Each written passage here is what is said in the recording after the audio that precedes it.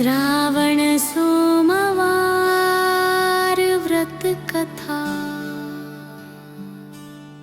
एक बहुत धनवान साहूकार था, जिसके घर धन आदि किसी प्रकार की कमी नहीं थी। लेकिन उसको एक दुख था कि उसके कोई संतान नहीं थी। वो इसी चिंता में रात दिन रहता था।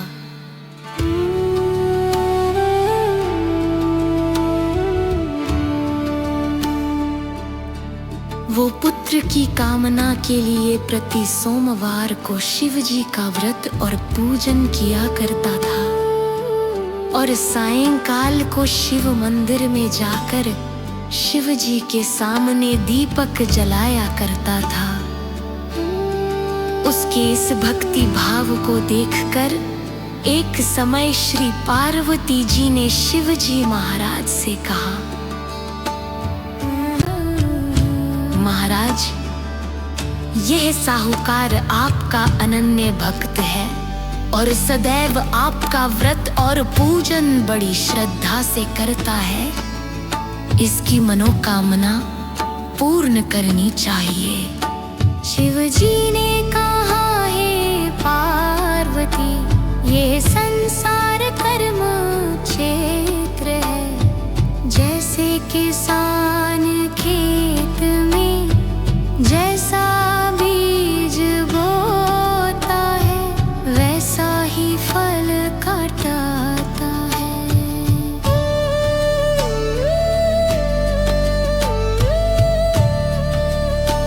उसी तरह इस संसार में प्राणी जैसा कर्म करते हैं, वैसा ही फल भोगते हैं।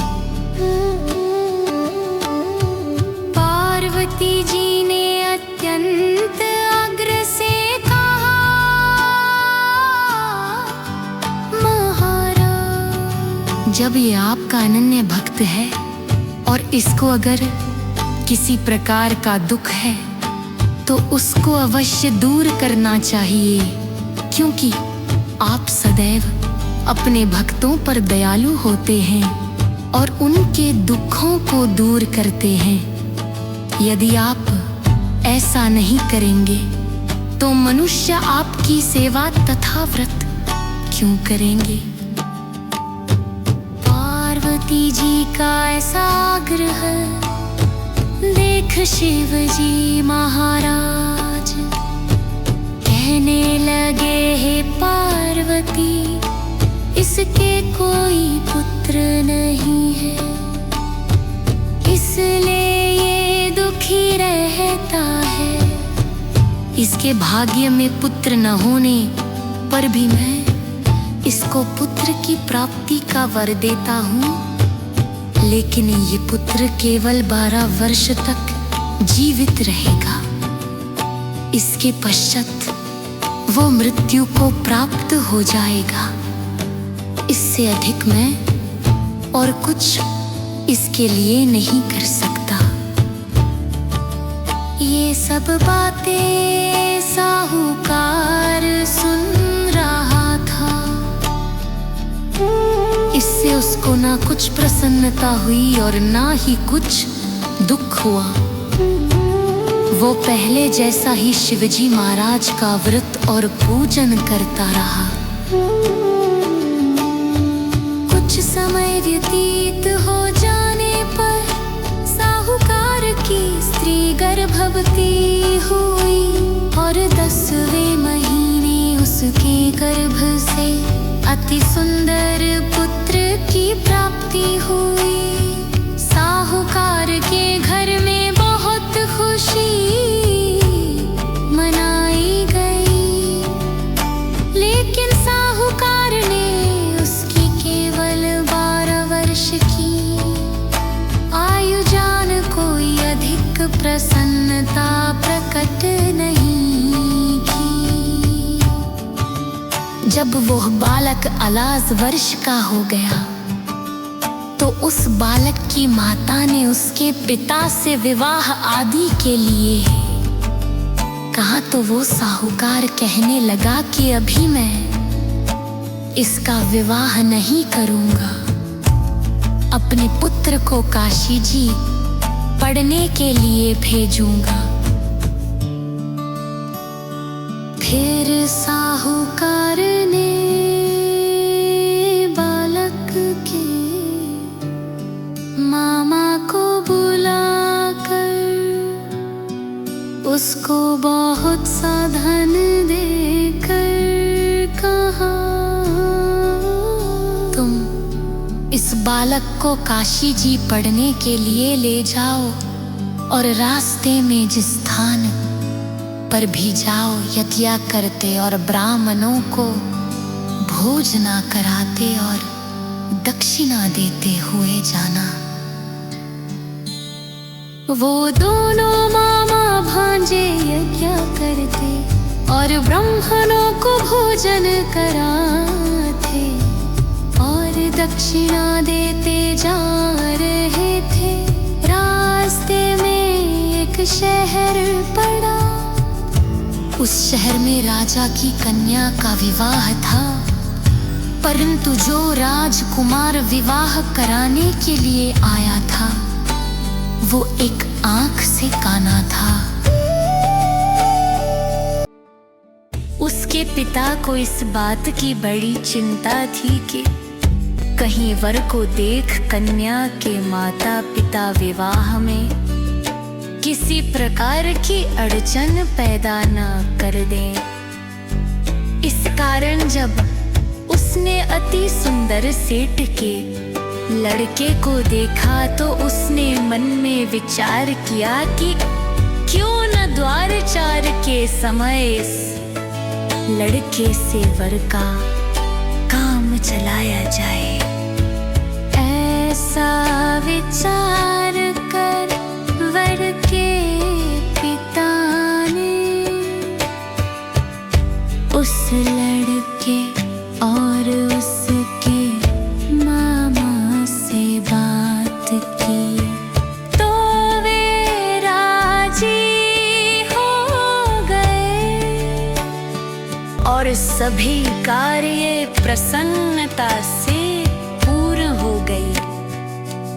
फिर वर के पिता ने सोचा कि यदि विवाह कार्य भी इसी लड़के से करा लिया जाए तो क्या बुराई है। ऐसा विचार कर लड़के और उसके मामा से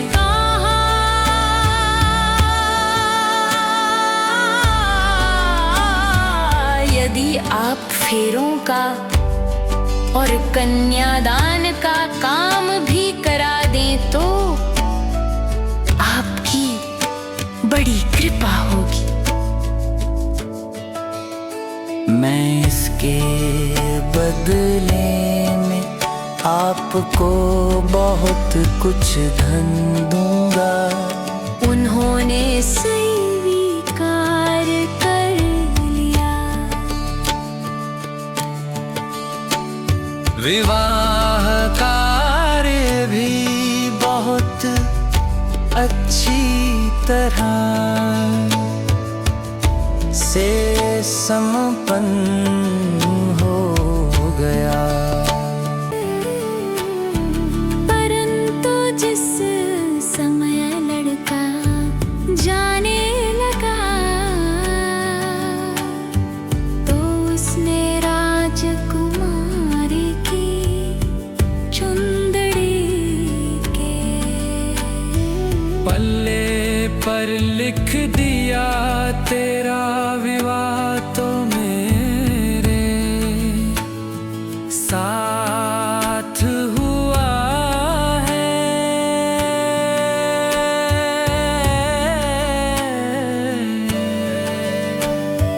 परंतु जिस राजकुमार के साथ तुमको भेजेंगे वो एक आंख से काना है।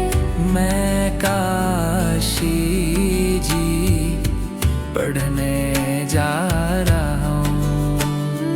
लड़के के जाने के पश्चात राजकुमारी ने जब अपनी चुंदड़ी पर ऐसा लिखा हुआ पाया तो उसने कान्हे राजकुमार के साथ जाने से मना कर दिया और कहा कि ये मेरा पति नहीं है, मेरा विवाह इसके साथ नहीं हुआ है जिसके साथ मेरा विवाह हुआ है। वो तो काशी जी पढ़ने गया। राजकुमारी के माता पिता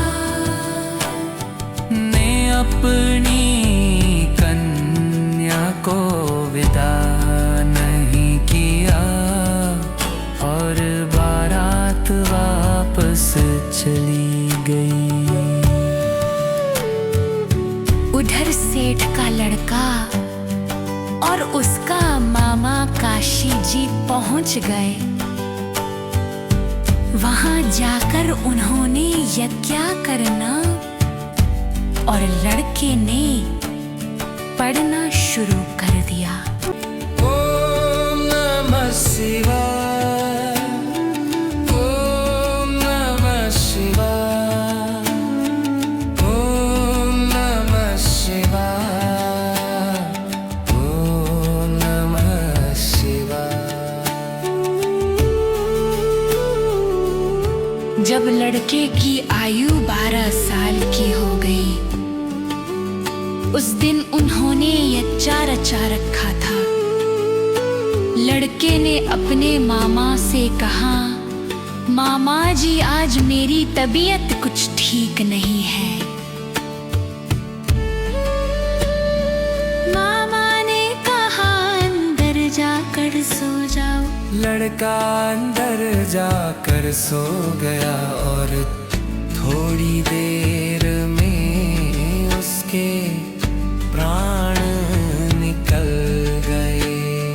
जब उसके मामा ने आकर देखा तो वो मृत पड़ा है। तो उसको बड़ा दुख हुआ। उसने सोचा कि अगर मैं अभी रोना पिटना मचा दूंगा तो यज्ञ कार्य अधूरा रह जाएगा। अतः उसने जल्दी से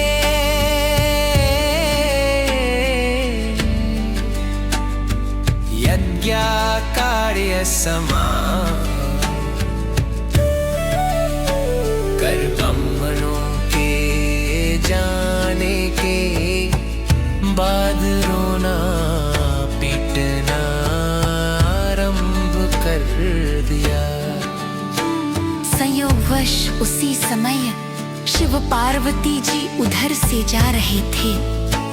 जब उन्होंने जोर जोर से रोने की आवाज सुनी तो पार्वती जी कहने लगी, महाराज कोई दुखिया रो रहा है, इसके कष्ट को दूर कीजिए। जब शिव पार्वती ने पास जाकर देखा तो हाँ एक लड़का मृत पड़ा था। पार्वती जी कहने लगी, महाराजा यह तो उसी सेठ का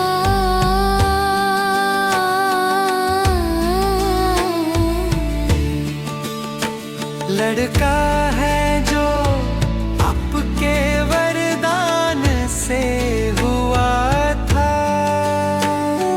शिव जी कहने लगे, हे पार्वती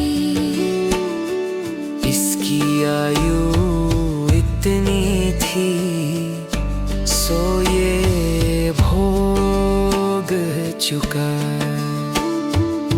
तब पार्वती जी ने कहा, हे महाराज इस बालक को और आयु दो, नहीं तो इसके माता पिता तड़प तड़प कर मर जाएंगे।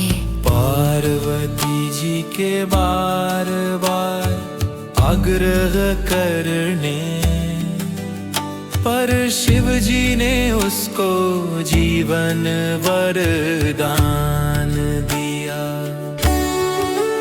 और शिव जी महाराज की कृपा से लड़का जीवित हो गया।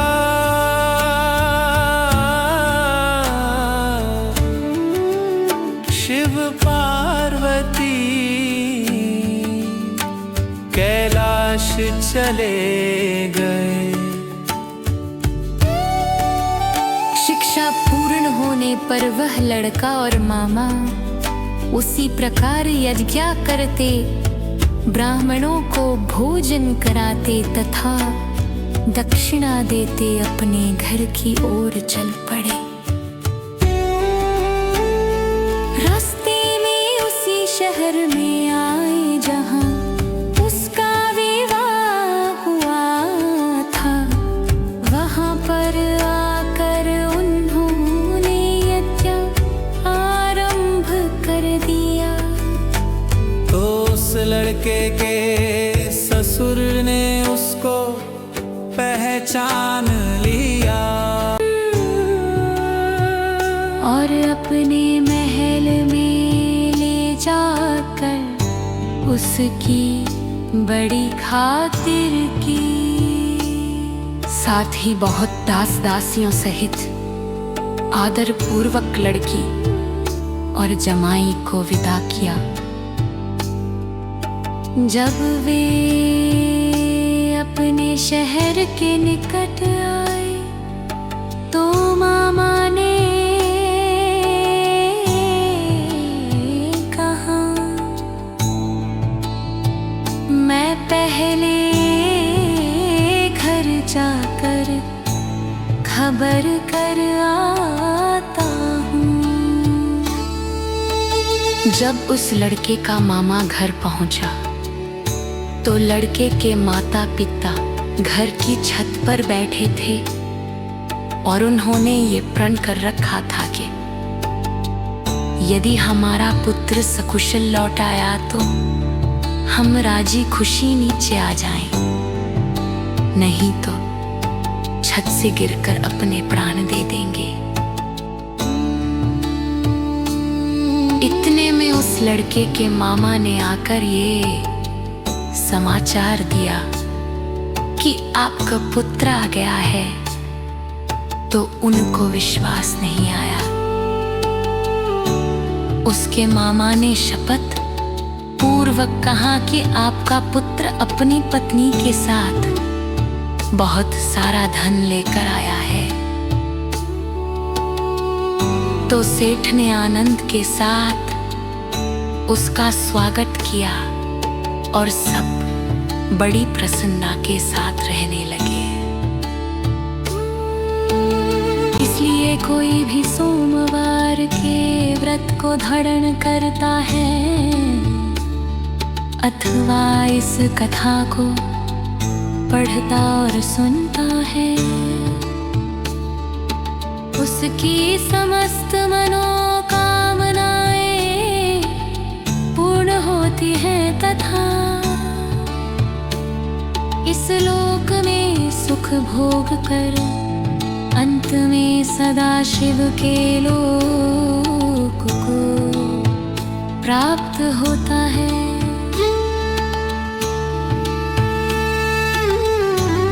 ओम नमः शिवाय, ओम नमः शिवाय, ओम नमः शिवाय।